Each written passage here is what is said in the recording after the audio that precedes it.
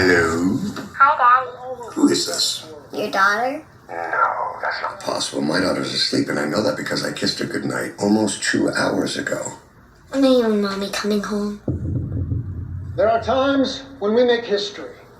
It doesn't matter. You're going to be asleep by then, right? And there are times when history makes us. Good night, Daddy. Good night, little P. To ensure you that the same American dream, shared by our fathers, our It's weird. Yeah, ours just went black too.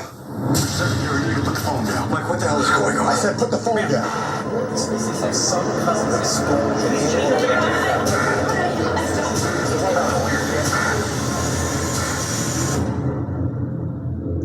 Mike, please, just tell us what you know. Capitol's been attacked. Congress. Captain. Eagle is gone. Sir, you are now the President of the United States. This is the most devastating attack on our country since 9/11. Anyone claim your responsibility? Not yet. The guy's never been elected to anything. Did you know President Richmond fired him this morning? Now he's the president. Maybe he'll realize he has no business running the country. We're in a state of war. Tom Kirkman is not going to get us through this. What the hell am I doing here? I'm not the guy for this. Is Dad scared? Dad's not scared of anything. Do you really believe I should step down? I do. You may be right. But for now, I'm all you got. The world thinks it can test us right now. What do you want me to do, General? Declare war? There are different ways to show force. We are going to do this my way. If it doesn't work, we'll try yours. Still on my side. It's on your side, Mr. President. Whoever did this is just getting started. Mr. President, you need to be stronger than you've ever been before. Mr. President, you're live. 5, I do solemnly swear 4. that I will faithfully execute the office of the President of the United States. So help me God. Months I've been cautioning you, and other people have as well, about the potential for this war to escalate to the nuclear level, and it appears as though it is all but imminent at this point, especially if we take the hardliners who are party to this conflict on their word, be they Zelensky, Putin, Biden, or any NATO leader, who all have their preconditions that preclude any sort of diplomatic, peaceful solution to this problem. This brinkmanship has reached a fever pitch. It is to the point where we very well could see, almost to the point where it's very probable that we will see a nuclear incident within the next week. Now, I'm not saying that it is going to happen, but I'm saying that if the Russians get chased out of Kherson, then the likelihood of that happening escalates significantly. It may not be a nuclear weapon that is detonated in Ukraine. It may be some low-yield nuclear test somewhere in the far nether regions of Siberia. It may be in the Black Sea. It may be a low-yield tactical nuke that emits an EMP over a city and kills nobody but takes out the power grid. It could be something like that. But mark my words, if and when that nuclear incident happens, that's going to have a ripple effect throughout the global economy, the likes of which we probably haven't seen for many, many generations. You are going to see panic, the likes of which you've never seen. This is why I'm encouraging people, get ahead of the curve, do whatever you have to do to get your affairs in order right now. Do not rely on the same people who lie about everything else to tell you when the shit's going to hit the fan. Okay, the window to prepare is getting shorter and shorter. Now, when this incident happens, if this incident happens, like I said, we're moving from possibility to probability now. We're at a point where, based on what the commander of the Russian military has said today, I'm getting very concerned that something is about to happen. To the point where my heart is beating making this video, okay? Because I have so much information that I want to share in such a short period of time. Guys, we're talking about the government evoking War Powers Acts, Emergency Powers Acts. We're talking about some kind of lockdown situation that will likely be put into play. We're talking about the regulation of media. We're talking about the regulation of internet. We're talking about rationing. We're talking about possible conscription. We're talking about whether or not you're an essential worker means you can or can't leave a certain country, especially if you're in Europe. Everything I'm saying right now is going to be doubly and triply so. Okay, we're talking about potentially if it escalates, because you need to understand it's not about the nuclear incident itself. It's about the fear that it's going to escalate to the mutually assured destruction level, to the World War III level. And as soon as nuclear graces the headlines of mainstream news around the world, the panic ensues and the government has to come in and do what the government does, and that is overreact. Now, remember that with these emergency powers and these War Powers Acts, the government has the ability to commandeer your stuff. They have the ability to take your land or reallocate your land. If you're a farmer, this is something to keep in mind, that there's a footnote in the War Emergency Powers Act for you and your family. You need to be prepared to relinquish certain things and possibly even yourself, because if you work in an essential service position, you will be conscripted. A big part of the war effort is not just the people who are on the front lines. For every guy in the front lines, it takes dozens of people behind the scenes. It takes doctors, nurses, especially right now. I have no idea how the Ukrainian military is still functioning. If we take the Russians at their figures that indicate that for the last month at least, the Ukrainians have been losing 600 to 1,000 guys a day, casualties that is. I don't know how they have a functional medical system in Ukraine. 19th, 2022, and I have a red alert to share with you guys. So we have 4 nuclear war command and control planes up in the air right now, and this is coming right after Putin announced martial law in the occupied territories in Ukraine, the Russian-occupied territories. There were actually 5 of these nuclear war command and control planes up in the air just about 2 hours ago. Right now it is 3 p.m. Eastern time. And there was also a presidential doomsday plane up in the air. So something's going on, guys. I think our military is on very high alert for some type of an escalation to occur very soon. And there's news that Russia is evacuating as many as 60,000 civilians from Kherson over the next 6 days. And the Russian installed governor in Kherson said that Ukraine has mobilized large forces in preparation for an imminent attack. And the Russians are also saying that Ukraine is getting ready to destroy the Novokakhovka Dam, which is a huge dam that dams up the southern part of the Dnipro River. And apparently Ukraine has been hitting it with HIMARS over the last few days. And so Russia is now scared that they're going to blow that dam and flood all of southern Ukraine that's under occupation by Russia now, especially the Kherson area. That would also dry up the Crimean water supply. So apparently the Russians have started to already open the floodgates at the Kakhovska Dam in preparation for this attack on the dam. They want to release some of the water out.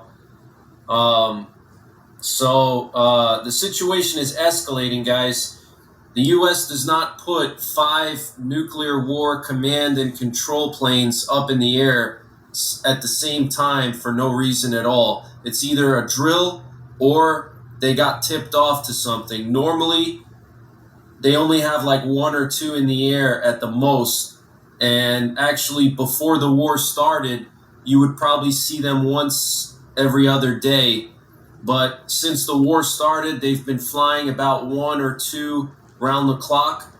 But for there to suddenly be 4 or 5 of them in the air today is very, very unusual, especially because Putin today declared the martial law in those occupied territories, and they're now evacuating as many as 60,000 civilians from Kherson.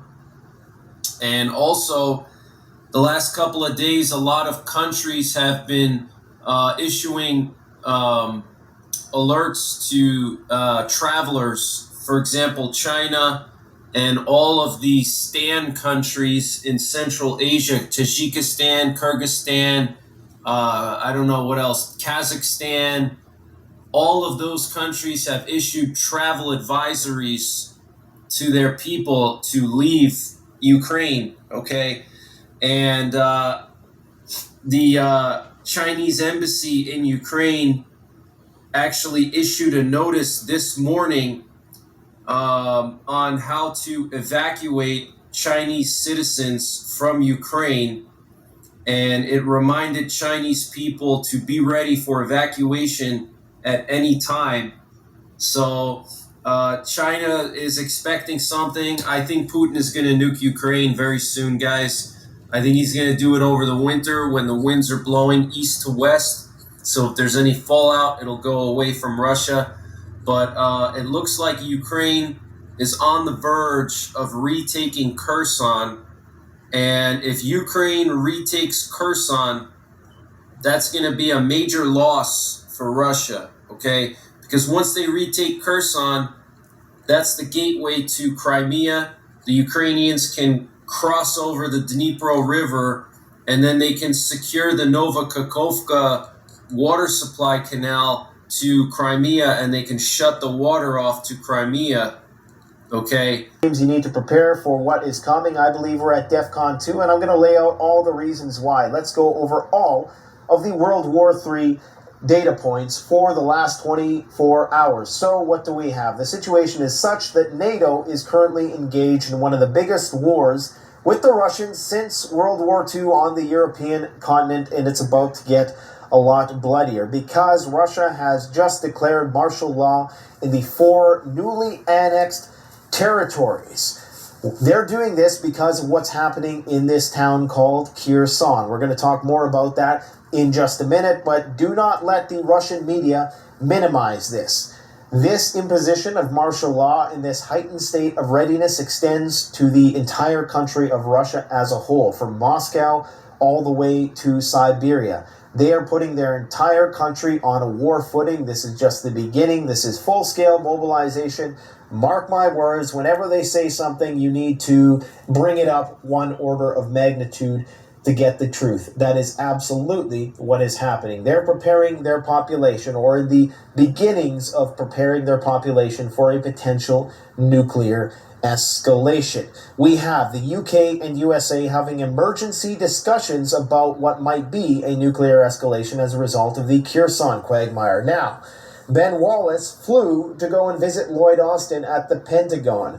Usually something like that only happens in such an emergent fashion if there is something really serious going on behind the scenes and if they have some sort of intel about what is coming. We have simultaneous nuclear exercises, both planned by the Russians and NATO, so it's not out of the ordinary to see this happen, but in the current climate of heightened tensions, it is unusual that both of these would be undertaken because, of course, there is a risk that either side will misinterpret these actions as an actual attack, and then we might potentially see an accidental nuclear incident. But yes, you have nuclear war games being waged by both NATO and Russia at the same time, simulating full-scale nuclear war with one another in the current war environment. It's just absolutely nuts. We have the interception of Russian nuclear bombers. Near Alaska, we have one of the biggest nuclear submarines, the Belgorod, out to sea that has the capability to wipe most western coastal cities completely off the map just by itself. Okay, we have Russian diplomats being pulled from Western nations. The Russians are saying, we're done with you idiots. There's no point in talking. There's obviously not any negotiation that's going to happen. And remember, one of the major precursors to a major conflict is the suspension of diplomacy and communication between countries. Guys, this is a really, really bad sign. This is a telltale indicator that something big is coming. You basically have the Baltic states who have stopped short of declaring all-out war on Russia, but they might as well, because they've now deemed them state sponsors of terrorism. Recall that the reason why Biden hasn't done this is because he knows what it entails. It basically puts the U.S. at war with Russia. We have Poland, Belarus, Switzerland, all openly preparing and refurbishing and taking inventory of their bunkers for what may well be a nuclear conflagration. We have governments around the world encouraging their populations, or in some cases buying them for their populations, radiation medication like iodine pills. We have public awareness campaigns ramping up in the United States, trying to prepare the population for CBRN incidents. That's chemical, biological, radiological, and nuclear events. We have the government stockpiling acute radiation sickness medication for the purpose of strategic nuclear war. We have China, who's engaged in this ongoing and escalating economic war with the USA, the chip war, which is escalating to the point where we may well not see smartphones, computers, even cars, new cars being shipped from China in the years ahead. If we, quite frankly, if the human race makes it that far at the current rate we're on, because we're reaching critical levels with this stuff.